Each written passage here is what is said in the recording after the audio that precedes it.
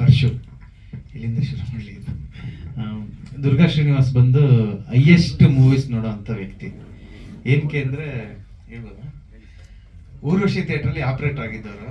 So ನಂದು simple on love story first cinema projection ಆಗಿದ್ದು. ನನ್ನ ಟ್ರೈಲರ್ ರೇಣುಕಂಬದಲ್ಲೇ ನನ್ನ ಟ್ರೈಲರ್ ಬಿಟ್ಟಿದ್ದು. ಸೊ ಅದಕ್ಕೆ ರೇಣುಕಂಬದಲ್ಲಿ ಫಂಕ್ಷನ್ ಅಂದರೆ ನಾನು ಮಿಸ್ ಮಾಡದೆ ಬಂದೇ ಬರ್ತೀನಿ. ಸೊ ಅದಕ್ಕೂ ಮುಂಚೆ ನಾನು ನೋಡಿದ್ದು ಟೆಸ್ಟ್ ಔಟ್ಪುಟ್ ನೋಡಿದ್ದು ಊರ್ವಶಿ ಥಿಯೇಟ್ರಲ್ಲಿ. ಇವ್ರು ಆಪ್ರೇಟರ್ ಆಗಿದ್ರು. ಸೊ ಅಲ್ಲಿಂದ ನಂದು ಇವ್ರದ್ದು ಪರಿಚಯ. ಕನ್ನಡ ಬಿಟ್ಟು ಇನ್ನು ಯಾವುದೇ ಮೂವಿದು ರಿಪೋರ್ಟ್ ಕೇಳಬೇಕಾದ್ರೆ ನಾನು ನೋಡ್ತಿರ್ಲಿಲ್ಲ ಹೆಚ್ಚಿಗೆ. ಸೊ ಇವ್ರು ಶ್ರೀನಿವಾಸಿಗೆ ಫೋನ್ ಮಾಡ್ತಿದ್ದೆ ಬೆಳಗ್ಗೆ ಮಾರ್ನಿಂಗ್ ಶೋ ಆದ್ಮೇಲೆ, ಹೇಗಿದೆ ಫಿಲಮ್ ಅಂತ. ಸೊ ಅಲ್ಲಿಂದ ನಂದು ಶ್ರೀನಿದು ಒಡನಾಟ ಇತ್ತು.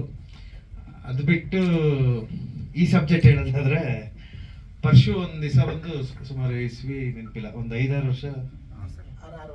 ವರ್ಷದಿಂದ ಬಂದು ದುರ್ಗ ಕರ್ಕೊಂಬಂದು ಈ ಸಬ್ಜೆಕ್ಟ್ ಹೇಳಿಸ್ದ ಅವ್ರ ಕೈಲಿ. ನಂಗೆ ತುಂಬಾ ಇಂಟ್ರೆಸ್ಟಿಂಗ್ ಅನಿಸ್ತು. ಒಂದು ಕಬಡ್ಡಿ ಬೇಸ್ ಮೇಲೆ ಅವಾಗ ನರೇಂದ್ರ ಬಾಬು ಸರ್ ಮಾಡಿದ್ರು. ರಿಯಲ್ ಕಬಡ್ಡಿ ಪ್ಲೇಯರ್ ಆಗ್ತಾನೆ, ಪ್ರೋ ಕಬಡ್ಡಿ ಲೆವೆಲ್ ಆಗ್ತಿತ್ತು. ಸೊ ತುಂಬಾ ಇಂಟ್ರೆಸ್ಟಿಂಗ್ ಅನಿಸ್ತು. ಅದ್ರ ಜೊತೆ ಒಂದು ತುಂಬಾ ಪೇನ್ಫುಲ್ ಒಂದು ಕ್ರೈಮ್ ಸ್ಟೋರಿ ಇತ್ತು. ಸೊ ಎರಡು ಮರ್ಜ್ ಮಾಡಿದಾಗ ಅದ್ಭುತವಾದ ಕತೆ ಅನಿಸ್ತು. ನಾನು ಹೇಳ್ದೆ, ಇಲ್ಲ ಇದು ನಾನು ಫಾರ್ವರ್ಡ್ ತಗೊಂಡು ಹೋಗ್ತೀನಿ ಅಂತ ಅಂದೆ. ಒಂದಷ್ಟು ಡಿಸ್ಕಷನ್ಸ್ ಆಯಿತು. ಆಮೇಲೆ ಒಂದಿನ ಪರ್ಶು ನಾನೇ ಹೀರೋ ಅಂದ. ನಾನು ಒಂಚೂರು ಯೋಚನೆ ಮಾಡೋಕ್ಕೆ ಶುರು ಮಾಡಿದೆ. ಆಮೇಲೆ ಪ್ರೊಡಕ್ಷನ್ ಕರೆಕ್ಟಾಗಿ ಇದಾಗಲಿಲ್ಲ. ಅಷ್ಟರಲ್ಲಿ ನಾನು ಮೇ ಬಿ 6 years ಬ್ಯಾಕ್ ಅಂದರೆ 2017 ಚಮಕ್ಗೆ ಇನ್ವಾಲ್ವ್ ಆದೆ. ಸೊ ಒಂದು ಸಬ್ಜೆಕ್ಟ್ಗೆ ಟರ್ನ್ ಔಟ್ ಆದಾಗ ಇನ್ನೊಂದು ಸಬ್ಜೆಕ್ಟ್ನ ನಾವು ಒಂಚೂರು ಕಡೆಗಡೆ ಮಾಡ್ತೀವಿ. ಆ ರೀತಿ ಆಯ್ತು. ಒಂದು ಪಾಯಿಂಟಲ್ಲಿ ಪರ್ಶಿಗೆ ಹೊಡೆಯೋದು, ನಾನು ಬ್ಲಾಕಿಗೆ ಹಾಕ್ತೆ ಪರ್ಶಿಗೆ. ನಾನು ಅಷ್ಟು ಕಾಲ್ ಮಾಡ್ತಿದ್ದೆ ಡೈಲಿ. ನಂಗೆ ಒಂದು 4 ಕಾಲ್ ಮಾಡ್ತಿದ್ದ. ಒಂದು ಪಾಯಿಂಟಲ್ಲಿ ಬ್ಲಾಕಿಗೆ ಹಾಕ್ಬಿಟ್ಟೆ ನಾನು. ಸೊ ಆಮೇಲೆ ಶ್ರೀನಿ ಜೊತೆ ಟಚಲ್ಲಿದ್ದೆ ನಾನು. ಬಟ್ ಈಗ ಹೇಳಿದೆ ನಾನು, ಅಂದರೆ ಇದನ್ನ ಗ್ಯಾರಂಟಿ ಸಿನಿಮಾ ಮಾಡ್ಬೋದು, ಅಷ್ಟು ಡೆಪ್ತ್ ಇದೆ. ಬಟ್ ಅಫ್ಕೋರ್ಸ್ ನೀವು ಅನ್ಕೊಂಡಿರೋ ಬಜೆಟ್ಗೆ ಇದಕ್ಕೆ ಈಗ ನಾನು ಮಾಡೋದು ಕಷ್ಟ ಆಗ್ತಿದೆ, ಬಟ್ ನೀವೇ ಮಾಡ್ಬೋದು ಅಂತ ಶ್ರೀನಿಗೆ ಹೇಳಿದೆ. ಶ್ರೀನಿ ತುಂಬ ಇನ್ವಾಲ್ವ್ ಇದ್ದ ಅದನ್ನ, ಅಂದರೆ ಎವ್ರಿ ಎಪಿಸೋಡ್ಸು. ಆಮೇಲೆ ಅದನ್ನ ಜೀವಿಸಿದ್ದಾನೆ ಆ ಪಾತ್ರನ. ಸೊ ಅವನೇ ಮಾಡಿದ್ರೆ ಕರೆಕ್ಟ್ ಅಂತಲೂ ನಾನು ಬಂದು ಸರಿ ನೀವು ಮಾಡಿ ಅಂತ ಹೇಳಿದೆ. ಸೊ ಅವರು ಉಮೇಶ್ ಸರ್ ಸಲಹೆ ತಗೋತಿರೋದು ತುಂಬ ಖುಷಿ ವಿಷಯ. ಯಾಕಂದರೆ ನಾನು 10 ಸಿನಿಮಾ ಮಾಡಿದ್ರು ಪೊಲೀಸ್ ಸಿನಿಮಾ ಮಾಡಿಲ್ಲ. ಸೊ ಹಾಗಾಗಿ ಉಮೇಶ್ ಸರ್ ನನಗೆ ಬೈದಿಲ್ಲ ಅಂತ ಅನ್ಕೊತೀನಿ. ಸೊ ಅದು ಬಿಟ್ರೆ ಪೊಲೀಸ್ ಜೊತೆ ಅಂದ್ರೆ ನಮ್ಮ ತಂದೆನೂ ಸಬ್ ಇನ್ಸ್ಪೆಕ್ಟರ್ ಆಗಿದ್ದರು.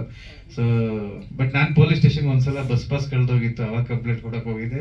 ಇನ್ನೊಂದು ಮೊಬೈಲ್ ಕಳೆದೋಗಿತ್ತು. ಇದು ಬಿಟ್ಟು ನಾನು ಪೊಲೀಸ್ ಸ್ಟೇಷನ್ ಹತ್ತಿಲ್ಲ. ನಮ್ಮ ತಂದೆಯವರು ಇದ್ದಾಗ ಊಟ ಕೊಡಕ್ಕೆ ಹೋಗ್ತಿದ್ದಾಗ ಹೋಗಿದ್ದೆ. ನಾನು ಸ್ಟೇಷನಲ್ಲಿ ಬಂದೂಕ್ ಮೇಲೆ ಗೋಲಿ ಇಟ್ಟಿರ್ತಿದ್ರು, ಅದೊಂದ್ಸಲ ಎತ್ಕೊಂಡ್ ಬಂದಿದ್ದೆ. ಅಷ್ಟು ಬಿಟ್ಟರೆ ಪೊಲೀಸ್ ಸ್ಟೇಷನ್ ನನಗೂ ಪೊಲೀಸ್ ಸ್ಟೇಷನ್ ಅಷ್ಟು ಇದಿಲ್ಲ. ಬಟ್ ಉಮೇಶ್ ಸರ್ ವಿಡಿಯೋನ ನೋಡ್ತಿದ್ರೆ ನಮ್ಗೆ ತುಂಬಾ ಸಲ ಅನ್ಸುತ್ತೆ, ನಮ್ಮ ಸಿನಿಮಾಗಿಂದ ಕ್ಯೂರಿಯಾಸಿಟಿ ಇದೆಯಲ್ಲ ಸರ್ದು ಯೂಟ್ಯೂಬ್ ವಿಡಿಯೋಸ್ ಅಂತ. ಸೊ ಅಫ್ಕೋರ್ಸ್ ಅವ್ರ ಡೈರೆಕ್ಷನ್ ಬರ್ತಿರೋದು ತುಂಬಾ ಒಳ್ಳೆ ವಿಷಯ. ಯಾಕಂದ್ರೆ ಟೆಕ್ನಿಕಲಿ ಸಿನಿಮಾಟೋಗ್ರಫರ್ ಯಾರಾದ್ರೂ ಹೆಲ್ಪ್ ಮಾಡ್ತಾರೆ. ಬಟ್ ವಿಷಯ ಆಧಾರಿತ ನಾವು ಕಮ್ಮಿ ಇದೀವಿ ತಿಳ್ಕೊಳ್ಳೋಕೆ ಸುಮ್ಮನೆ.